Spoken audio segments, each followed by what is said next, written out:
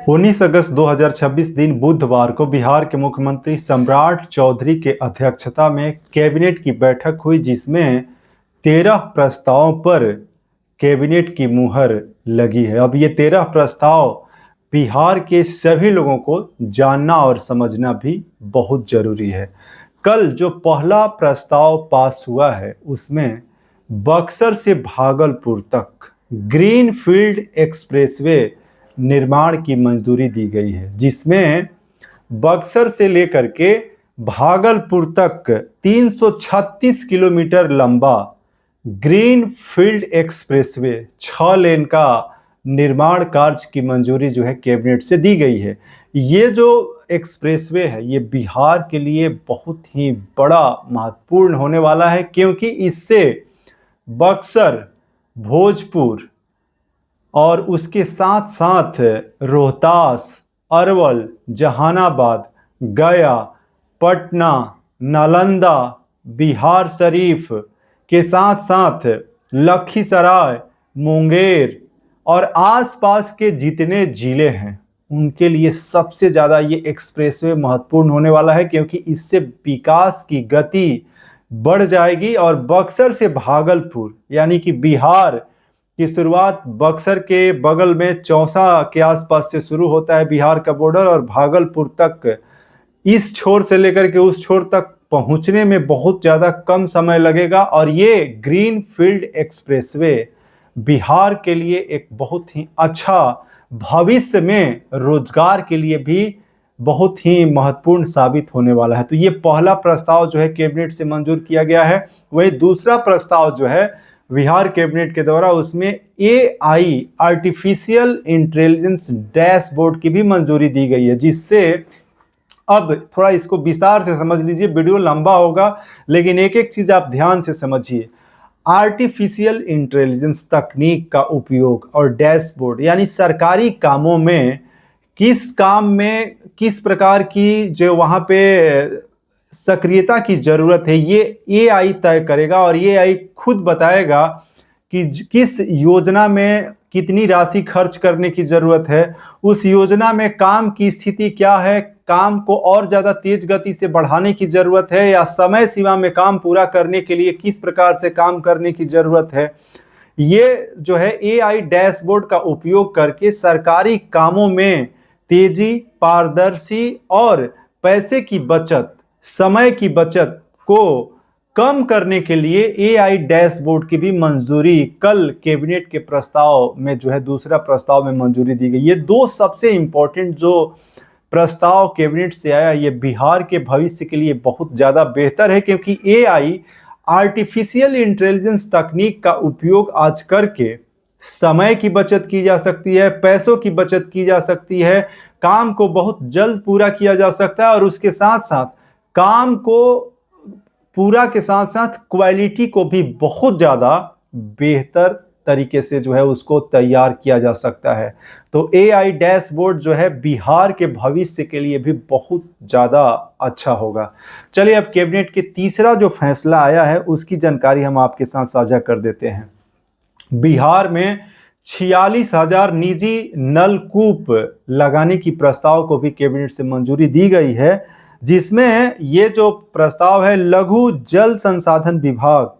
के द्वारा जो है इसका काम किया जाएगा, और इसमें 7 निश्चितों के तहत अनुदान आधारित जो मुख्यमंत्री निजी नलकूप योजना में 35,000 नलकूप लगाने की जो योजना है ये भी इसमें शामिल है। तो ये भी निजी नलकूप लगाने से बिहार के किसानों के लिए, खेती करने वाले लोगों के लिए भी फायदा होगा,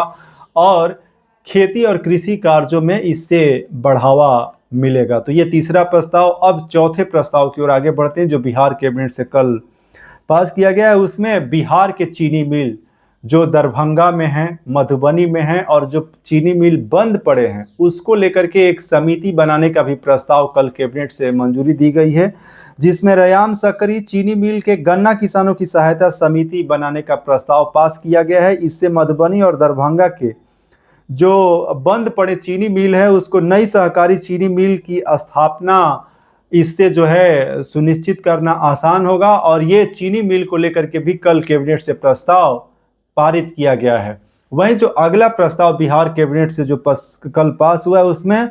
उन्नत नस्ल के गौवंश की संख्या बढ़ाने को लेकर के भी प्रस्ताव लाया गया है, जिससे बिहार में जो गौ पालक हैं, गाय पालन करने वाले लोग हैं, उन लोगों के लिए अच्छी खबर है, जिससे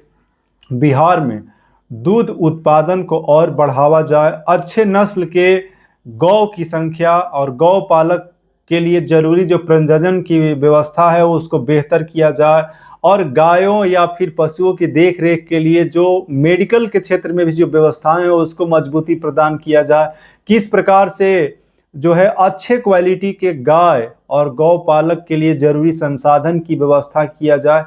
इसको लेकर के उन्नत नस्ल के गौवंश की संख्या बढ़ाने को लेकर के ये सभी कुछ जो है योजनाएं दी गई, जिसमें आधुनिक प्रजनन तकनीक का भी विकास किया जाएगा और पशुओं के दूध उत्पादक की क्षमता को भी इससे विकसित किया जाएगा। आगे जो छठवां प्रस्ताव बिहार में कैबिनेट के द्वारा कल पास किया गया, उसमें बिहार में एआई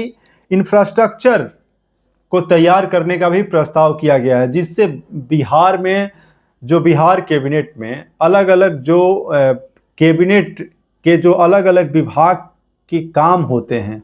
उसमें एआई इंफ्रास्ट्रक्चर को विकसित करना, विभाग के कामों को बेहतर तरीके से जो है क्रियान्वित करना, और उसके साथ साथ एआई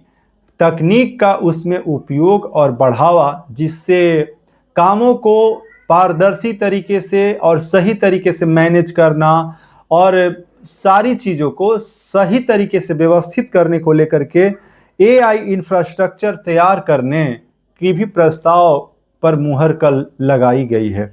वहीं आगे जो सातवां प्रस्ताव बिहार कैबिनेट से जो कल पास हुआ है उसमें 7 निश्चय 3 के तहत अवर प्रादेशिक नियोजनालय, यानी कि जो अभी बिहार में अवर प्रादेशिक नियोजनालय जो है, जिससे रोजगार जो लोग होते हैं, जो छात्र होते हैं, उनको रोजगार की व्यवस्था जो सुनिश्चित की जाती है, उसकी नाम बदलने की भी प्रस्ताव पर कल मुहर लगी है। और अवर प्रादेशिक नियोजनालयों का नाम बदल करके अब जिला नियोजनालय किया जाएगा, इसका भी प्रस्ताव की मंजूरी कल कैबिनेट से दे दी गई है। अब अगले प्रस्ताव पे हम बात करते हैं, तो बिहार में जो 8वां प्रस्ताव कल पास हुआ है उसमें जो नहर है, नहर की सुदृढ़ीकरण, ताकि किसानों को खेती और कृषि से संबंधित कामों के लिए भी कल 2 नहर की जो पुनर्स्थापना के लिए भी मंजूरी दी गई है, जिसमें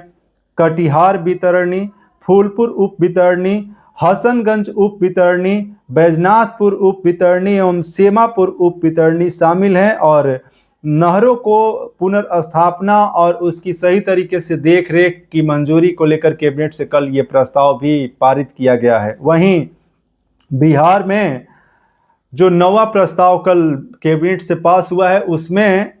48,200 मीट्रिक टन क्षमता के गोदाम बनाने का भी प्रस्ताव पारित किया गया है, जिससे जो सहकारी समितियां हैं और जो बिहार सरकार के सामान या गोदाम रखने के लिए जो और भी जरूरी संसाधन की आवश्यकता है उसको तैयार करने के लिए ये बड़े जो गोदाम बनाने के लिए भी कल 18,200 मीट्रिक टन क्षमता वाले गोदाम पे प्रस्ताव पर भी मुहर कैबिनेट से कल लगाई गई है। वहीं 10वां प्रस्ताव जो बिहार में राज्य स्तरीय मत्स्यजीवी सहकारी परिसंघ बनाने को लेकर के भी मुहर लगाया गया है, जिसमें मत्स्यजीवी जो मत्स्य पालक हैं उनके लिए सहकारी जो परिसंघ बना करके और जो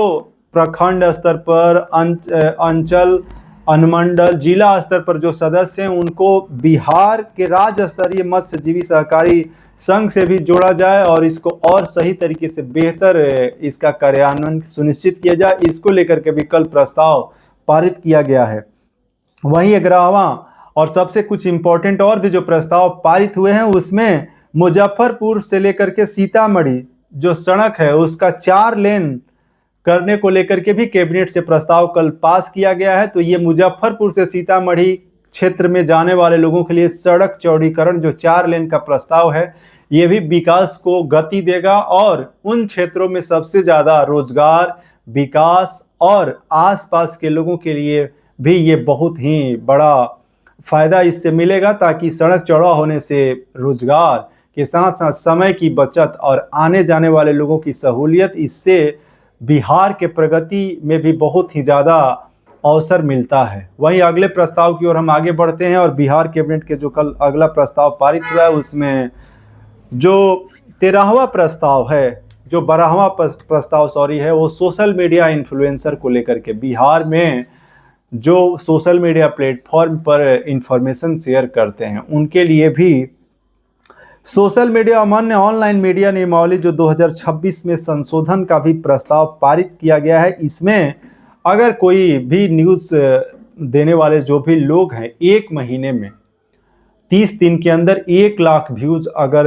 लेकर के आते हैं और वे सरकार की जो योजना है या विकास से संबंधित जो जानकारी है वे अगर आम लोगों तक पहुंचाते हैं और 1 महीना के अंदर 1 लाख उस पर व्यूज आता है तो सरकार 10,000 रुपये राशि प्रदान करेगी। वहीं 30 दिन के अंदर किसी इंफॉर्मेशन एक वीडियो पर जो सरकारी योजना या फिर सरकार से संबंधित जो योजनाएं है उसकी जानकारी पर बनाई गई है और 10 लाख व्यूज आते हैं तो उस पर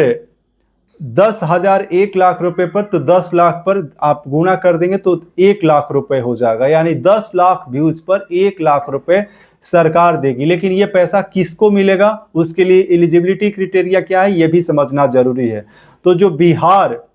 के पर्यटन विभाग हैं और पर्यटन विभाग से जो जुड़े हुए लोग होंगे जिनका पंजीयन और जो एलिजिबिलिटी क्राइटेरिया को फुलफिल करेंगे उन्हीं लोगों को जो है ये लाभ मिल पाएगा, क्योंकि इसमें बताया गया है कि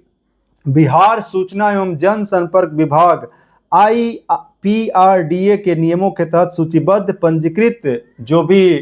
होंगे उन्हीं को ये लाभ मिलेगा। तो ये एक अच्छी योजना भी है ताकि जो लोग भी सरकारी योजना की जानकारी देते हैं और आप इससे पंजीकृत हो जाते हैं तो आपको ये फायदा एक्स्ट्रा सरकार की तरफ से मिल जाएगा। चलिए आगे बढ़ते हैं और बात करते हैं